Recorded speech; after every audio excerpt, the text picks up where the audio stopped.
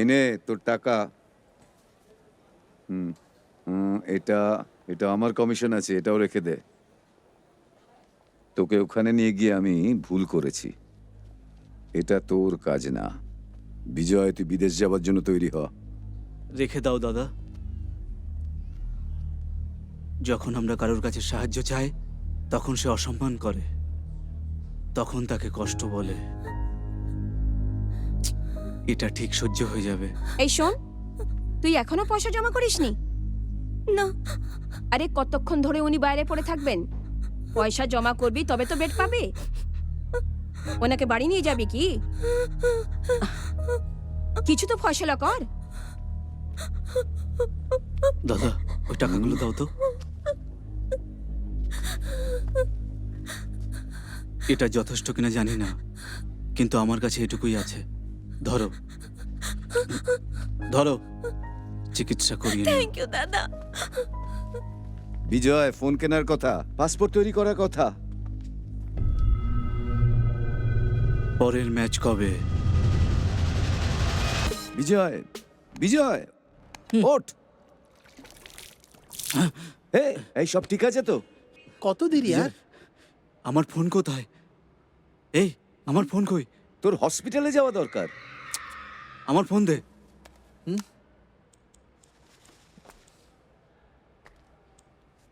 কি করছে? বুঝতেই পারছি না কি হলো। এর মাথা খারাপ হয়ে যায়নি তো?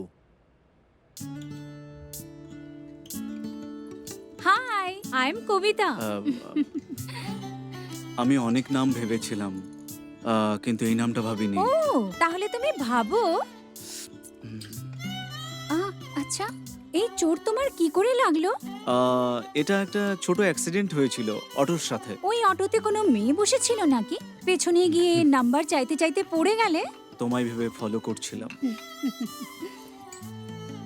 ও, বুঝতে পারলাম। মিথ্যে বলো ঠিকই, কিন্তু বলতে পারো না। হুম। আজ আমি অনেক বড় ডক্টর হতাম, কিন্তু কম নম্বর আসার জন্য হলো না। এই সব কিছুর কারণ আমার পিসির মেয়েটা আমাকে ভীষণ হিংসে করে। এখন তো ও কলেজেও যায়। জানো তুমি, প্রত্যেকটা জিনিসেও আমার থেকে এগিয়ে থাকতে চায়। সব সময় আমার সাথে কম্পিটিশন করে। আমি তো বুঝতেই পারি না ও আমার সাথে এমন বিহেভ কেন করে। ভীষণ জিদ্দি মেয়ে ও। পিসির কথাও শোনে না। বুঝি না পিসি কেন ওকে কিছু বলে না। চলো এখান থেকে যা যাক, আমার কাজ আছে। ওকে।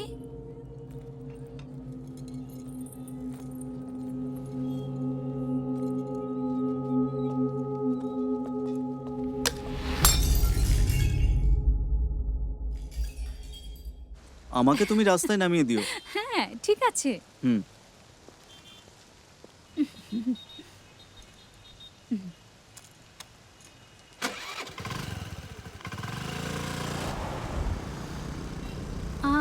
তুমি আমার একটা সাহায্য করবে? হ্যাঁ, বলো না, কি হেল্প চাই? ভুল বুঝো না প্লিজ।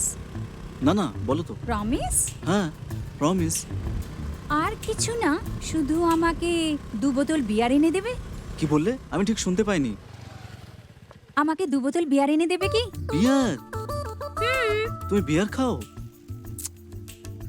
আমি ভাবলাম তুমি আমাকে বুঝবে, কিন্তু তুমিও আমাকে নেশাখোর ভেবেছো, তাই না? জানো আমাদের গ্রামে আমাদের ফ্যামিলির কত সম্মান? মন্দিরে প্রথম সম্মান আমাদের হয়। তুমি আমাকে দেখে এরকম বললে, এই কথা যদি ঠাকুমা জানতে পারে তাহলে বেঁচে থাকতেই মরে যাবে। আচ্ছা ছাড়ো, বসো। এই, কিন্তু বিয়ার কার জন্য?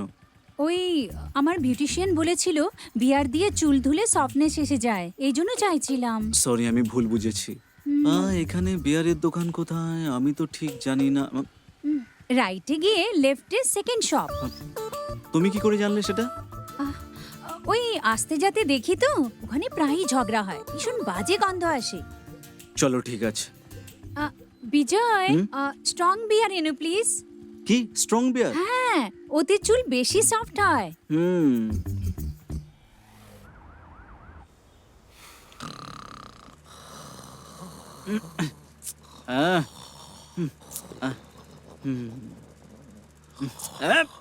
তোকে তো আমি। ঠিক আছে, ঠিক আছে।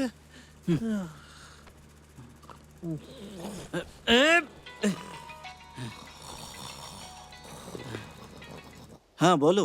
আমার মাথায় ভীষণ ব্যথা হচ্ছে, আমি দাঁড়াতেই পারছি না, আমার বমি আসছে। হ্যাঁ তাহলে তোমার বাবাকে ডাকো না।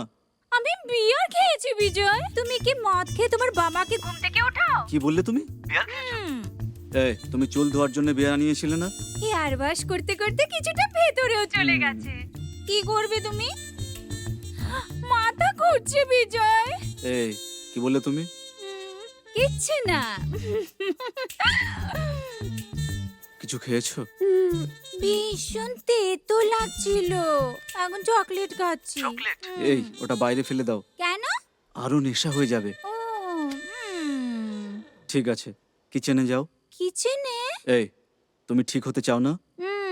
তাহলে কিচেনে যাও। দাঁড়া।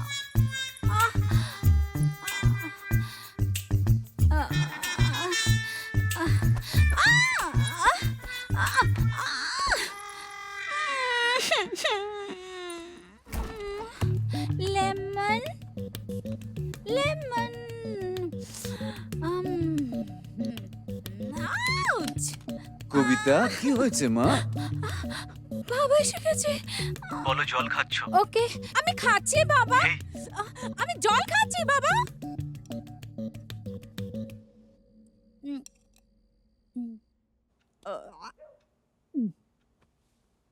থ্যাংক ইউ বিজয়, এখন ভালো লাগছে। ঠিক আছে এবার ঘুমিয়ে পড়ো। আমি তোমাকে সকালে ফোন করছি। দাঁড়াও না, শোনো না, আমার সাথে কথা বলো না প্লিজ। আমি কোনো মেয়ের সাথে এত কথা বলি না। তোমাকে কোথাও দেখেছি এ কথা বলেছিলাম না, সে কথা সত্যি ছিল। আমি সত্যি বলছি, আমি ভাবতেই পারিনি তুমি আমাকে ফোন করবে। তোমার নাম্বার হারিয়ে আর কখনো খুঁজে পাবো সেটা ভাবিনি। কবিতা,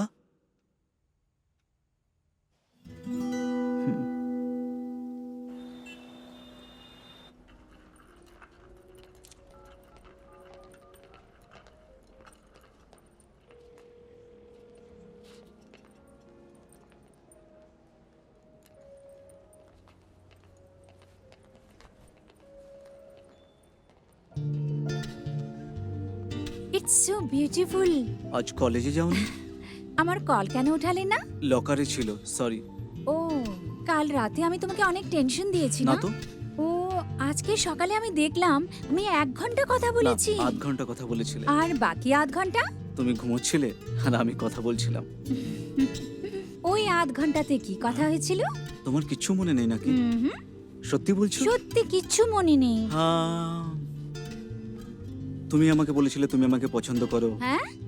আর বলেছিলে হ্যাঁ কখনো মিস করতে চাও না। হোয়াট? এটা শুধু বন্ধুত্ব নাকি অন্য কিছু?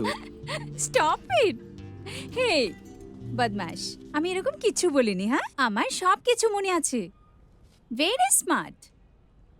এই ইউনিফর্ম তোমাকে মানাচ্ছে না। কতদিন ধরে এরকম পয়সা চাইতে থাকবি? নতুন চাকরি দেখ না।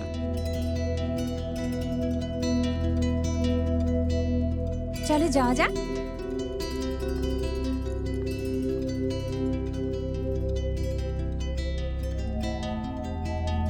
ওসব তো ঠিক আছে, কিন্তু অনেক রকমের প্রসেস আছে। আগে আপনাকে 3 লাখ টাকা ডিপোজিট করতে হবে। ওটা কাজ পাওয়ার পর স্যালারি থেকে কেটে নেবে, এটাই তো বলেছিলে তাই না? অ্যাব্রড যাওয়ার পর অনেক লোক কিন্তু ডিসঅ্যাপিয়ার হয়ে যায়। ফার্স্টে পে করতে হবে। I am sorry.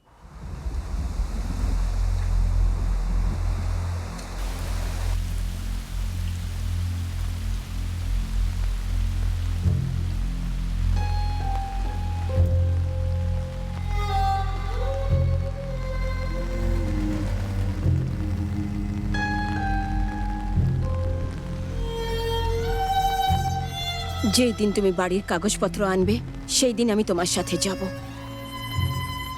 তার আগে কিন্তু তুমি নিজের বাচ্চার মুখও দেখতে পারবে না।